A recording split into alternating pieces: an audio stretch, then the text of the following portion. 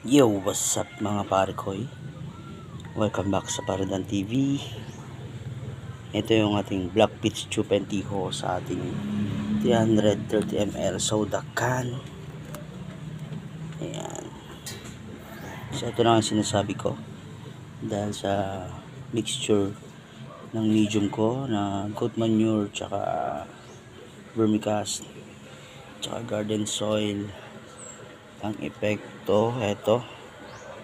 Ayan, napakaaga. Budding stage. Ang aga niya mga pare ko. Ayan o. Oh, napakaaga niya. Ayan, yan yung mga benefits ng vermicast sa ating tanim.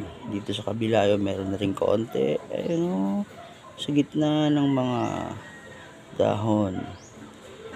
Ayan, budding stage na siya. So, susubukan nating maging bunga to. Ayan. Pogi ito pag nagkabunga. Ayan o. Alright. Dito lang siya nakatanim sa maliit na latang to. Ayan o. 330 ml. O, diba? Budding stage na siya. Ayan yung mga kasabayan niya. Nasa paso. Yun o. Hello.